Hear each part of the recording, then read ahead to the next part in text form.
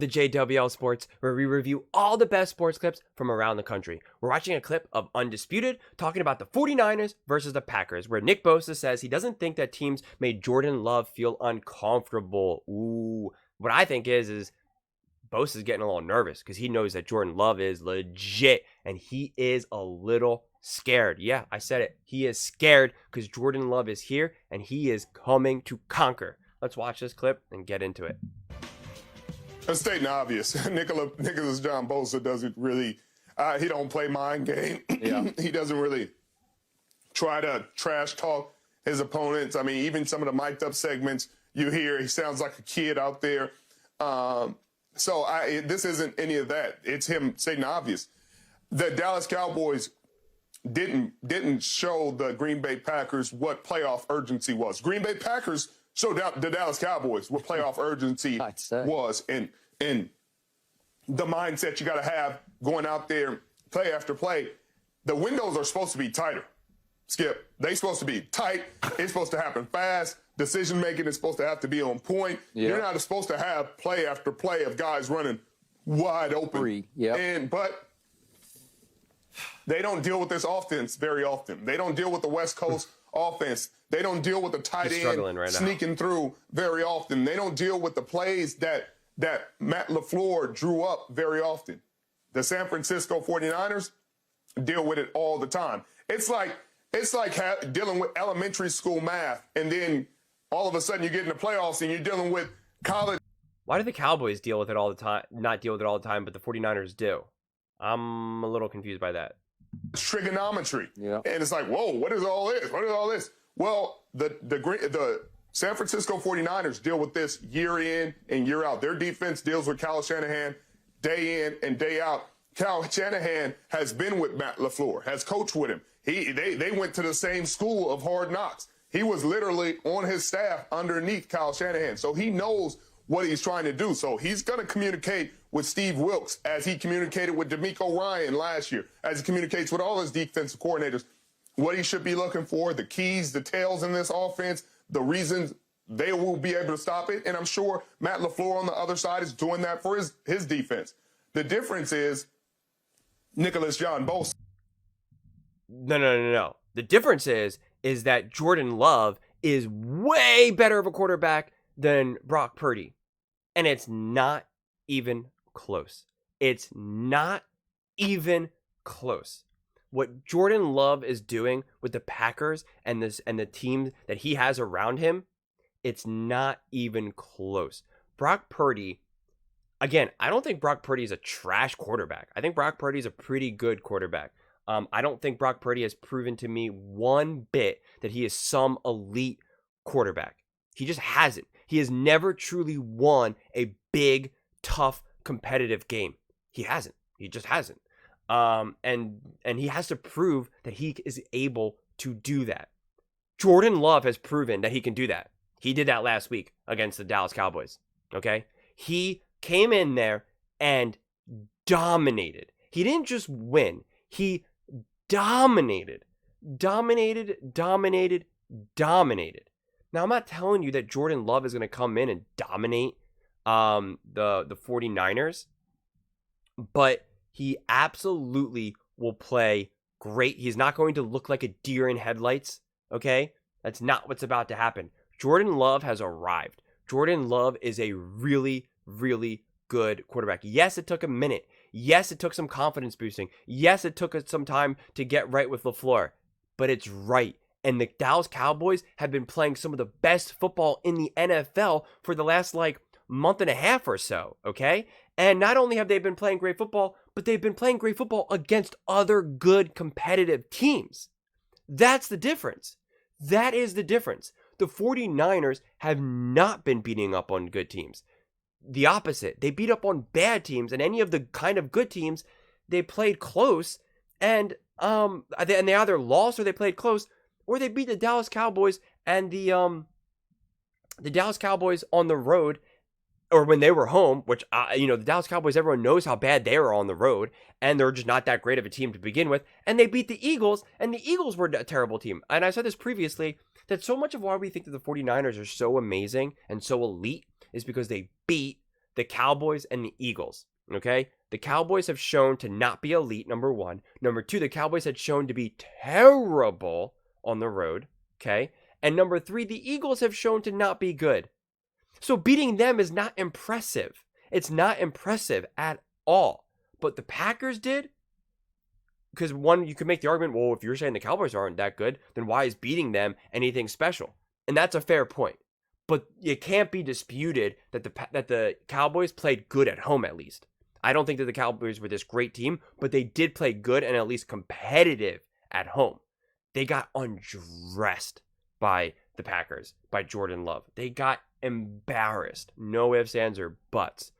And I think that there's real potential that the Packers can genuinely really make a run at this and beat up on the 49ers, because I do not think the 49ers are this unstoppable special team. The Ravens proved that. The Ravens embarrassed the 49ers and made them look silly. Made Brock Purdy look like the last pick in the draft. It's that simple. He looked like the last pick in the draft. And now it is interesting because they have these 2 weeks off, which either really helps them because he gets some rest, but it also has the potential to be, kind of rusty, right? It's always the whole, debate of how much do you rest your players. And they've had a lot of time off now. So who really knows what's going to happen? They're going to really lean on Christian McCaffrey and Debo and kind of what they've been doing. But I believe that the Packers and Jordan Love can absolutely win this game.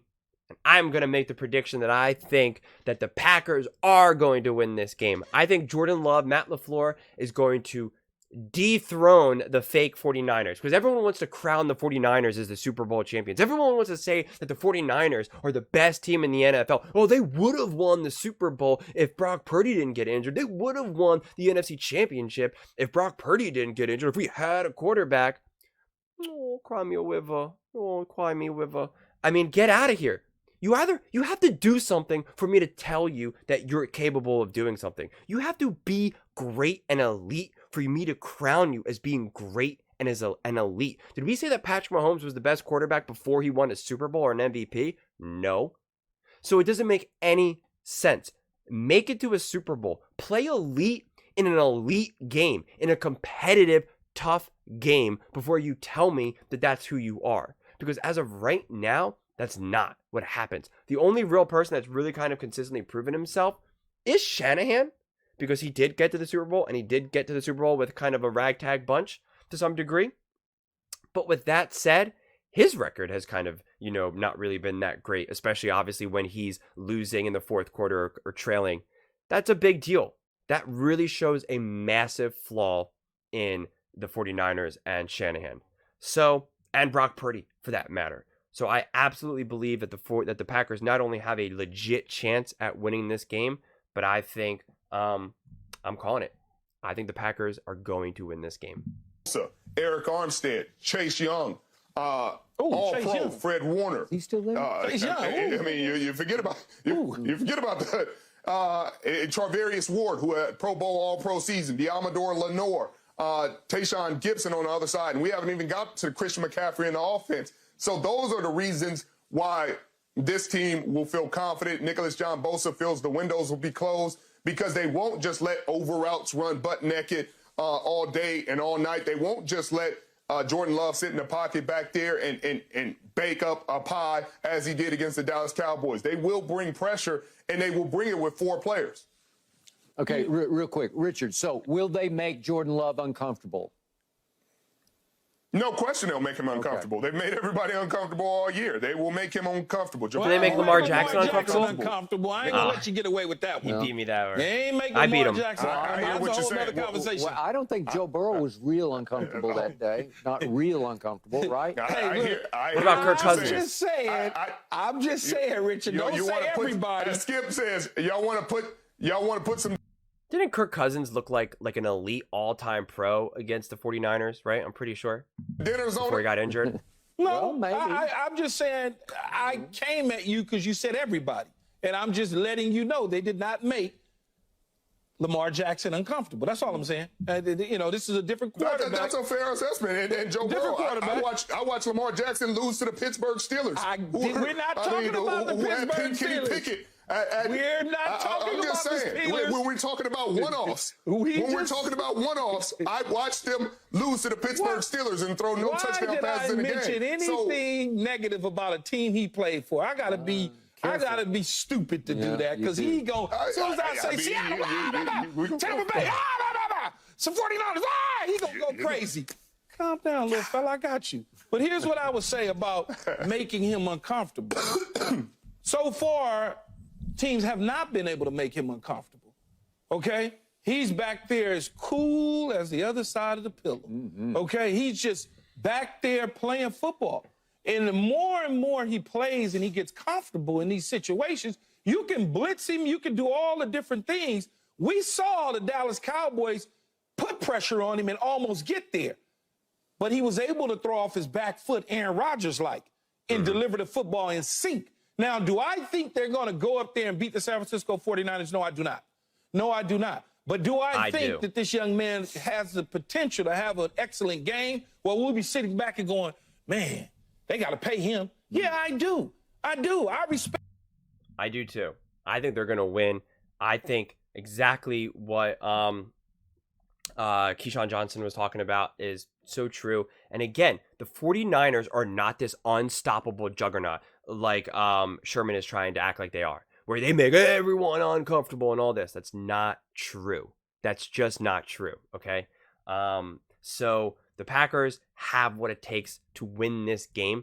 And the difference, I think another big key difference is that really helps the Packers and Love is that Love truly trusts Matt LaFleur. Love doesn't see himself as this godlike quarterback that, you can't touch me. Everything I know is best. Because a lot of times you're at kind of two different places with your career and just your athletic abilities. Sometimes you have a coach that you really just trust and look up to. Everything they tell you, you just listen to them. They tell you, hey, your arm's right here. It needs to be right here. They say, listen, man, you got to suck on 2 ice cubes every night before you go to bed. That helps you. You're like, sure, whatever you say. I need ice cubes in my mouth. Oh, great, whatever. Just got to munch on them for lunch and dinner. Great. You just do whatever they say. And then you have other coaches where you don't listen to them at all. You're like, they're telling you, hey, you really got to plant more off your back foot. And you're like, I'm planting fine off my back foot. My back foot's fine. I don't need to do that. And you like listen, you say, okay. But you're not really listening. You're not really caring. You're not really paying attention. Believe me, there are coaches that have said things to Patrick Mahomes in the past, and he's just like, whatever you say. But Andy Reid says, listen, go do this. And he goes, okay, Andy, sure. Yep, absolutely, coach. Yep. And he listens to everything. And that's where Love is at his career. He is listening to LaFleur and probably all the coaches for that matter with the Packers staff and is just soaking up everything. So, and they're helping him navigate. And LaFleur has the ability to navigate these situations. He is in the head of Love and is helping him step by step. And LaFleur is more than capable of doing that. Love is humble enough and receptive enough to do that. And that's why I truly think that they're going to be successful. That's why Purdy has been successful with Shanahan. Because Purdy is also just like, whatever you say, Kyle. Whatever you say, Coach Shanahan. Whatever you say, Coach. Absolutely. Whatever you want, I'll do. Whatever you say. And that's really what it comes down to. What happened with Stafford and McVay. And it's why Josh Allen hasn't really changed that much because he has no true offensive head coach or just a true OC outside of Dable the 1 year to truly guide him, to truly be like, I got you. Listen to me, and I am going to help you. I am going to get you to levels of greatness that you don't even believe that were possible. That's what a good coach does. That's what a good OC does. And that's what we're seeing with Love. The difference with Love right now is that he has that ability to listen, but he also has the skill set and the athleticism and the abilities to actually really take advantage of them. Not unlike what we saw with Patrick Mahomes and Andy Reid. So I am so excited for this game. I mean, I'm honestly like it's a coin flip between this game and the Chiefs and Bills game. Because it's just like both these games I think are really, really, really exciting. And a part of me has kind of like been there, done that with the Bills Chiefs. Like I don't need to see that again and again and again every single year. I mean, believe me, I'm really excited for that game and I really want to watch it. But my point is like I like new stuff. This is new. Love, Packers, 49ers, Purdy. Let's go. I'm excited for that. I can't wait for that. And I'm going to say it one more time. Jordan Love is going to show out and beat the San Francisco 49ers. You heard it here. I'm sticking by it. But let me know what you all think in the comments below. I read every single comment. So if you think what I'm saying is the most ridiculous thing you've ever heard, please let me know in the comments below. If you think what I'm saying is the most amazing thing, then also please let me know. Either way, let's get into some discussions. Let's get into some fights. But ultimately, let's just have some fun. And please do consider subscribing. We are building an amazing community here. And it's turning into something truly, truly special. And I would absolutely love to see you part of it. Thank you so much, and see you next time.